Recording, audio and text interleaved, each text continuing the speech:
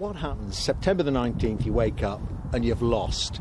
We know that this is the anniversary of Bannockburn. Will it be try again? It's not over for you, is it?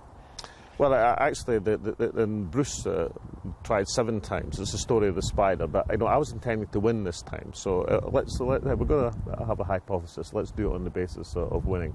But one of the things that will happen, the referendum takes place just before the Ryder Cup. So I hope and believe that I'll be able to come to the Ryder Cup and enjoy the golf with the referendum campaign over and with a satisfactory result. So that will add to the luster. But incidentally, there was absolutely no way. I'm not saying this is what determined the choice of date, but I was going to have the Ryder Cup in the middle of the referendum campaign because I want to be here like everybody else. But with the Yes campaign a long way behind in the polls, does the First Minister really think he can turn it around? Opinion polls tend to ask people, how are you going to vote tomorrow? Yeah. And people answer on that basis. But this referendum's not tomorrow, this referendum's in September. And therefore the campaign you fight to win this referendum is one that engages people, certainly in terms of providing a platform for the white paper, but that engagement is going to culminate in September. That's the point to be in front, not now.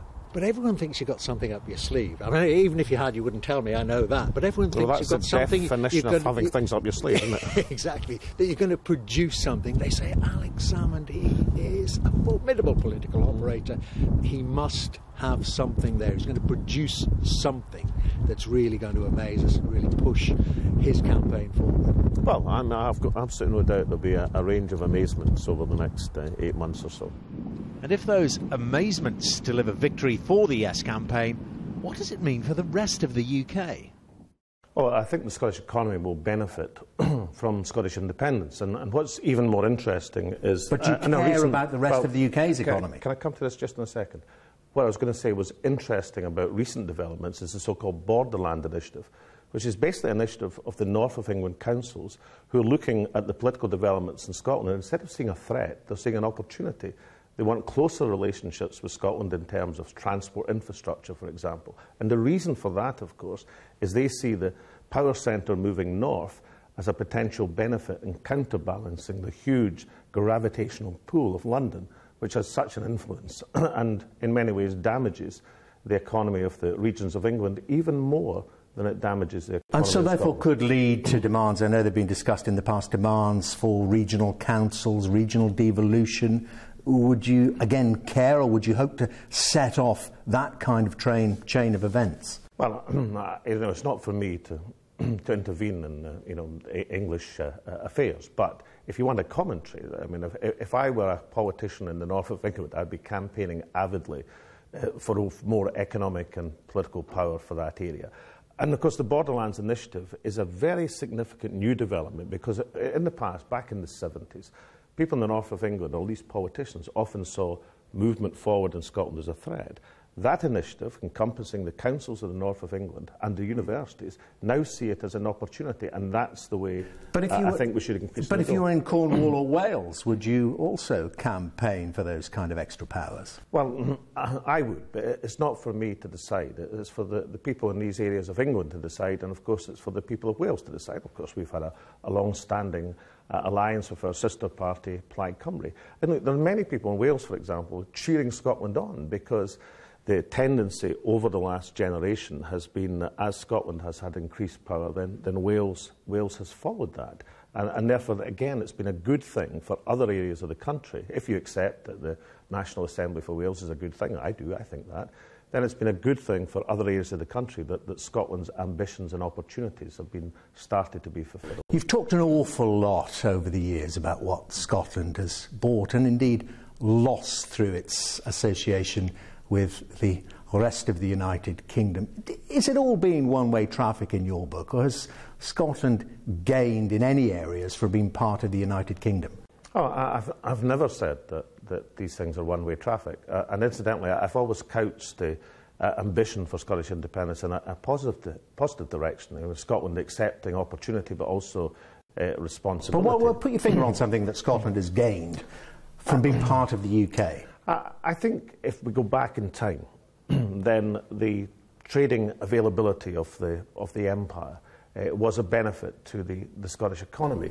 Well, that included slaves. No, I'm not endorsing every aspect of the empire. That's why I said the trading aspect of the empire. But one of the reasons that times have changed, and we need new thinking, of course, is the days when you had to be part of a big state to ensure free trade. These days are over.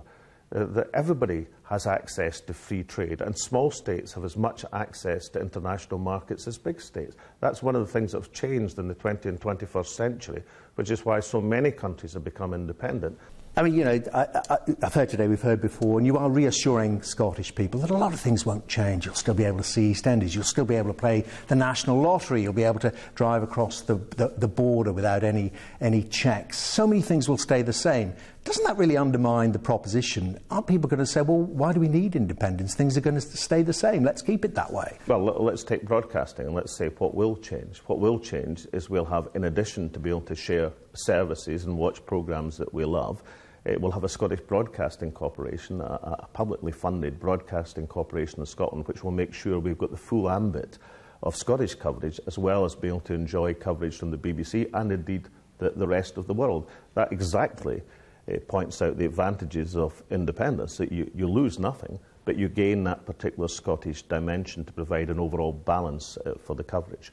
And of course Sky will continue in an independent Scotland. We've already said we'll honour the licence renewal of ITV and STV and Channel 4. So these things will continue. But of course, that's what I mean. Staying the same, so they stay the same, but they get better. Well, what's better is we'll have a publicly funded broadcaster, which we don't have in Scotland at the present moment. BBC Scotland only contributes a few hours to output in a 24-hour period. Instead of that, we'll have a Scottish Broadcasting Corporation with dedicated Scottish channels, which will look at international and national and UK news from a Scottish perspective. I mean, Scotland is not a county or a district or a region. I mean, Scotland's a country, not a county, it's a nation. But that nation exists in friendship with other nations, and after Scottish independence, England will be our best pals, our closest neighbours, our best pals in the world.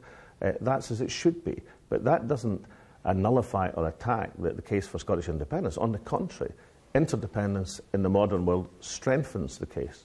I've got a last question about, I suppose, the man that really started all this, Tony Blair, devolution. We now end up with independence. I would give Tony Blair the credit for starting all of this. I want to ask you about Tony Blair, because in an independent Scotland, should he be worried? Because you tried to get him impeached at one point. I mean, would you try to have him arrested if he came to an independent Scotland and you were Prime Minister? Yeah, he was very worried when I was trying to get him impeached and somewhat annoyed. And, you know, I take it very lightly. It was a very serious issue because I think there were huge questions to answer in terms of his role in the illegal war in Iraq, questions which still haven't been answered. And I note, incidentally, that a waiter tried to effect a citizen's arrest on Mr. Blair quite recently. But no, I mean, I think the basis and how we should pursue the investigation into the war in Iraq is to allow the inquiry which has been set up to take its course. Sure. And I'm very hopeful, because people are obviously anxious to see the results of that inquiry, as indeed I am, and I hope they can be presented and go forward on that basis. But I think that's a sensible thing to do. I mean, but you know, could it reach a situation that, you know, a Pinochet situation? You remember when Pinochet came to the UK, the late General Pinochet of Chile was arrested and held under house arrest. Well, incidentally, insofar as you need the powers to do that, we have these powers at the present moment. We have a separate legal system. So Tony Blair's vulnerability to a citizen's arrest in Scotland will not change with Scottish independence.